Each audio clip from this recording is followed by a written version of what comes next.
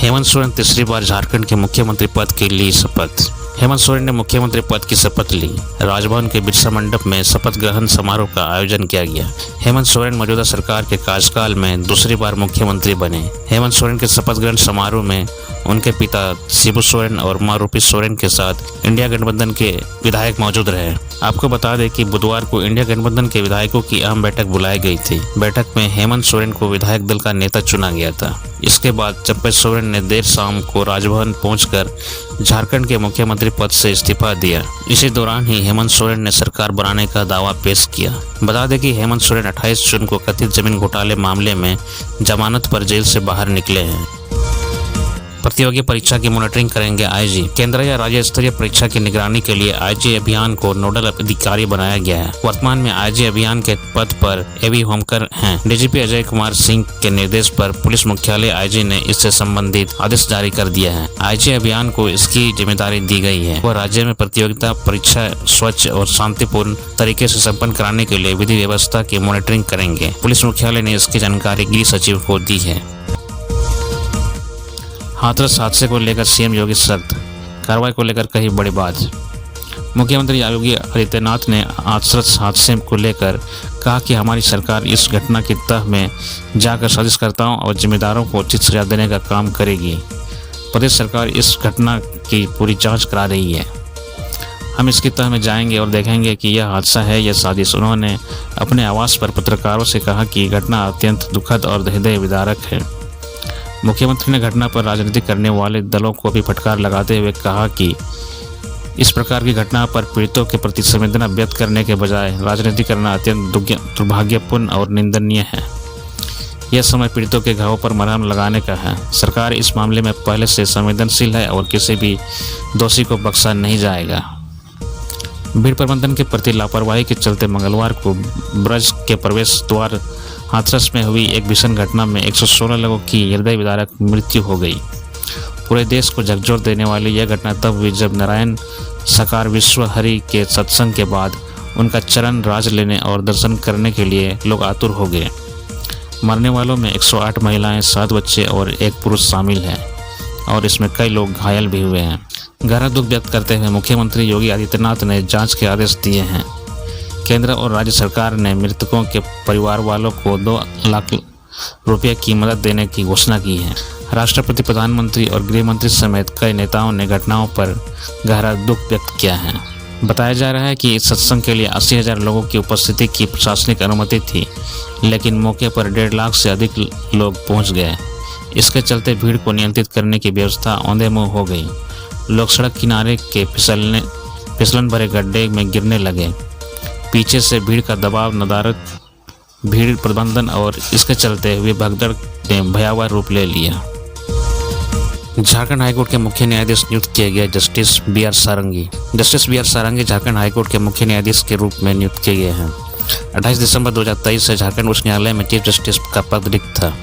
27 दिसंबर 2023 को supreme court के collegium द्वारा की गई सिफारिश के बाद उड़ीसा उच्च न्यायालय के न्यायाधीश जस्टिस बी.आर. सारंगी को झारखंड हाईकोर्ट का मुख्य न्यायाधीश नियुक्त किया गया है। झारखंड हाईकोर्ट में 28 दिसंबर 2023 से चीफ जस्टिस का पद रिक्त था। झारखंड हाईकोर्ट के चीफ जस्टिस संजय मिश्रा के सेवानिवृत्त होने के बाद जस्टिस एस चंद्रशेखर को हाईकोर्ट का एक्टिंग चीफ जस्टिस बनाया गया था। अब ओडिशा हाईकोर्ट के जस्टिस बी.आर. सारंगी को मुख्य न्यायाधीश नियुक्त किया गया है। Justice B R. Sarangi Odisha high court में 20 जून 2013 को स्थायी जज नियुक्त किए गए थे। 1,52,000 मामलों का इन्होंने हाईकोर्ट में निष्पादन किया था। दिसंबर 1985 में इन्होंने बतौर अधिवक्ता वकालत शुरू की थी। 20 जुलाई को ये सेवानिवृत्त होंगे। झारखंड में प्राथमिकी शिक्षकों की प्रमोशन पर रोक, हाईकोर्ट ने सरकार से मांगा जवाब। झारखंड हाईकोर्ट ने प्राथमिक शिक्षकों की प्रोन्नति पर मंगलवार को रोक लगा दी। जस्टिस राजेश कुमार की अदालत ने प्रोन्नति पर रोक लगाते हुए सरकार से जवाब तलब किया है। मामले की अगली सुनवाई 6 सप्ताह बाद होगी। मामले में विशाल प्रताप देव और अन्य ने याचिका दायर की है। सुनवाई के दौरान प्रार्थियों के अधिवक्ता सौरभ शेखर ने कोर्ट को बताया कि सरकार प्राथमिक शिक्षकों को ग्रेड 4 से ग्रेड 7 में प्रोन्नति दे रही है, लेकिन इसमें सीधे भर्ती होने वाले प्रशिक्षित ग्रेजुएट टीचर को सूची से हटा दिया गया है। जबकि प्रोन्नति नियमावली 1993 के अनुसार ग्रेड 7 में प्रोन्नति के लिए शिक्षकों को 5 साल पूरा करना होगा। विवाद होने पर पूर्व में राज्य सरकार ने एक कमेटी बनाई थी। कमेटी ने शिक्षकों को प्रोन्नति का लाभ देने के लिए नियमावली में संशोधन का प्रस्ताव दिया। इसमें कहा गया कि ग्रेड 7 में प्रोन्नति के लिए सीधी भर्ती वाले शिक्षकों की अर्हता 10 साल होनी चाहिए, जबकि प्रोन्नति से ग्रेड 4 तक पहुंचने वाले शिक्षकों की अर्हता शिथिल कर दी गई है। सीधी भर्ती पाने वाले शिक्षकों की नियुक्ति वर्ष 2015 में हुई थी, जबकि अन्य शिक्षकों की ग्रेड 4 में प्रोन्नति 2017 में हुई। ऐसे में वे सीधी भर्ती वाले शिक्षकों से कनीय हैं, लेकिन सरकार नियमों में संशोधन किए बिना कई जिलों में शिक्षकों को ग्रेड 7 में प्रोन्नति दे रही है।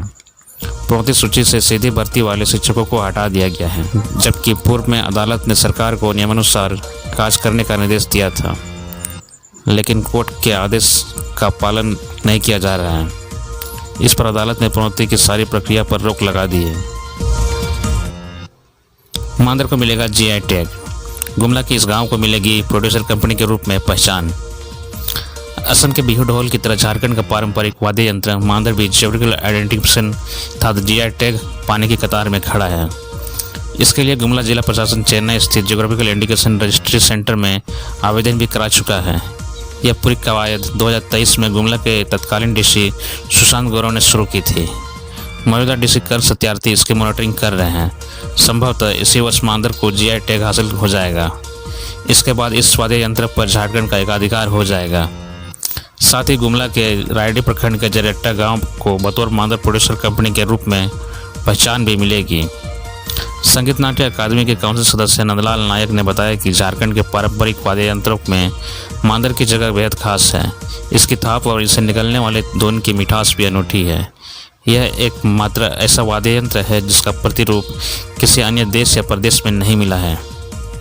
गुमला का जरेट्टा गांव मांदर निर्माण के लिए ही जाना जाता है। इस गांव के करीब 22 परिवारों की चौथी पीढ़ी के सभी सदस्य मांदर बनाने का काम करते हैं। खास बात यह है कि मांदर बनाने में इस्तेमाल होने वाले सभी उपकरण गुमला के ही पठारी क्षेत्रों में मिलते हैं। मांदर का खोल संक नदी के मिट्टी से तैयार होता है। चमड़े की चाटी के ऊपर लगने वाला रागा, जिससे टुंग की ध्वनि निकलती है, को यहाँ की महिलाएं अपने हाथों से पीस कर तैयार करती है। इसके अलावा मांदर में लगने वाले तीरी बांधी, टाना, पोरा डोरा, ढिसना खरन, बाली खरन, गुलू, प्राकृतिक रंग और टांगनक भी लोग अपने हाथों से तैयार करते हैं। जीआई टैग के लिए तय मानकों में अब तक मांदर खरा उतरा है। अब तक 60 से 70 बिंदुओं में मांदर की क्वालिटी, फिनिशिंग, ज्योग्राफिकल स्पेसिफिक, सांस्कृतिक पहचान में इसकी उपयोगिता, बनाने का तरीका समेत अन्य बिंदुओं पर स्पष्टीकरण दिया जा चुका है। रायडी मांदर प्रोड्यूसर कंपनी के लिए लोगो भी उपलब्ध कराया जा चुका है। खुले में मांस बेचने पर हाईकोर्ट सख्त, लाइसेंस रद्द करने का आदेश। नियमों का पालन नहीं करते हुए खुले में मांस की बिक्री जारी रहने पर हाईकोर्ट ने नाराजगी जाहिर की है और रांची नगर निगम को नियमों का सख्ती से पालन कराने का निर्देश दिया है। अदालत ने कहा कि खुले में मांस बेचने वालों का लाइसेंस निगम रद्द करें। जस्टिस सुजीत नारायण प्रसाद और जस्टिस अरुण कुमार राय की अदालत ने श्यामानंद पांडे की जनहित याचिका पर सुनवाई करते हुए यह निर्देश दिया है। मामले की अगली सुनवाई 23 जुलाई को होगी। सुनवाई के दौरान प्रार्थी की ओर से बताया गया कि राज्य सरकार ने शपथ पत्र पर सही जानकारी नहीं दी है। राज्य सरकार ने खुले में मांस बिक्री करने वालों के खिलाफ कार्रवाई के नाम पर सिर्फ औपचारिकता निभाई है। रांची में अभी भी खुले में मांस की बिक्री हो रही है। इस जनहित याचिका में कहा गया है कि रांची समेत पूरे राज्य में खुले में मांस की बिक्री हो रही है। पशुओं को काटकर खुले में लटका दिया जाता है, जिससे लोगों को परेशानी होती है। उस रास्ते से आने जाने में परेशानी होती है, जबकि खुले में मांस की बिक्री करने का प्रावधान नहीं है। कोर्ट ने रांची नगर निगम को नियमों का सख्ती से पालन करने का निर्देश दिया है। साथ ही खुले में मांस बेचने वालों का लाइसेंस रद्द करने का निर्देश दिया गया है। होटल में दंपति बेच रहे थे ब्राउन शुगर, पुलिस ने दबोचा। देवघर नगर थाना क्षेत्र के पटेल चौक के समीप स्थित एक होटल में कमरा बुक कर पति पत्नी ब्राउन शुगर की बिक्री कर रहे थे। इस संबंध में गुप्त सूचना पर एसडीपीओ ऋत्विक श्रीवास्तव के नेतृत्व में सोमवार रात को उक्त होटल की घेराबंदी कर छापेमारी की गई। छापेमारी में करीब 5 ग्राम ब्राउन शुगर जैसे पाउडर के साथ दंपति कुंदन कुमार उर्फ कुंदन चौधरी व अर्चना यादव को पुलिस ने गिरफ्तार कर लिया। गिरफ्तार दंपति के खिलाफ नगर थाने में एनडीपीएस एक्ट की धारा 20B के तहत प्राथमिकी दर्ज की गई।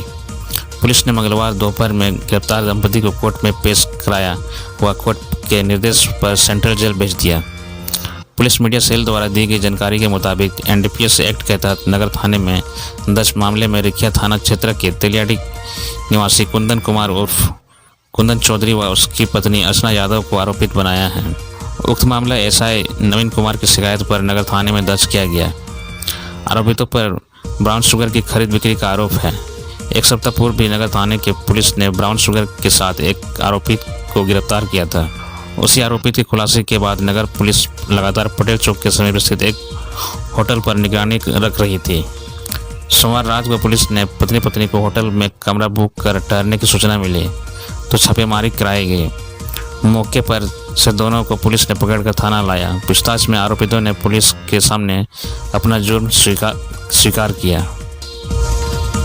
गिरिडीह के सड़क हादसा में 2 लोगों की मौत, अज्ञात वाहन की चपेट में आकर गंवाई जान। गिरिडीह के बगोदर में बड़ा हादसा हो गया जिसमें 2 लोगों की मौत हो गई। घटना मंगलवार देर रात पुराने जीटी रोड स्थित सर्विस रोड के पास की है। दोनों की मौत अज्ञात वाहन की चपेट में आने से हुई है। मृतकों की पहचान कोकिला महतो और करम महतो के रूप में हुई है। जानकारी के मुताबिक वे दोनों गिरिडीह में ही मजदूरी का काम करते थे। प्रतिदिन सुबह दोनों पास के गांव में निर्माणाधीन मकान पर ढलाई का काम करने जाते थे। मंगलवार की सुबह वे इसी सिलसिले में घर से बाहर निकले थे, लेकिन काम खत्म होने में थोड़ी देर हो गई। देर रात वे काम संपन्न कर स्कूटी से अपने गांव महुरा आ रहे थे। उसी वक्त सर्विस रोड के पास एक अज्ञात वाहन ने अपनी चपेट में ले लिया, जिससे वे दोनों घायल हो गए, जबकि उनकी स्कूटी के परकच्चे उड़ गए। जब राहगीरों की नज़र उन दोनों पर पड़ी तो इसकी सूचना पुलिस को दी गई। जानकारी के मिलते ही पुलिस तुरंत घटनास्थल के लिए रवाना हो गई। वहां पहुंचते ही दोनों घायलों को सबसे पहले एम्बुलेंस की मदद से बागोदर सामुदायिक स्वास्थ्य केंद्र पहुंचाया गया, जहां इलाज के दौरान दोनों की मौत हो गई। सड़क हादसे की सूचना मिलने के बाद पूर्व मुखिया संतोष रजक भी मौके पर अस्पताल पहुंचे और मामले की जानकारी ली। इधर गांव के लोगों की एक साथ मौत हो जाने से ग्रामीणों में मातम पसरा हुआ है। वाहन की चपेट में आने से 30 वर्षीय युवक की मौत। दुमका पाकुड़ मुख्य पथ पर मझियारा के समीप वाहन की चपेट में आने से 30 वर्षीय युवक की मौत हो गई। घटना मंगलवार देर शाम को की बताई जा रही है। युवक की पहचान मझियारा निवासी दिनेश यादव के रूप में हुई है। परिजनों ने मौजे को लेकर बुधवार को रोड पर शव रखकर 1.5 घंटे तक रोड जाम कर दिया, जिससे दोनों तरफ गाड़ियों की लंबी कतार लग गई। मुसाफिरों की कठिनाई को सामना करना पड़ा। हालांकि मौके पर पुलिस पहुंचकर ग्रामीणों को समझाने का प्रयास की, लेकिन ग्रामीण मुआवजे की मांग करता रहा। प्राप्त जानकारी के अनुसार थाना प्रभारी द्वारा तत्काल 25,000 रुपये दाह संस्कार के लिए देने के बाद जाम हटा।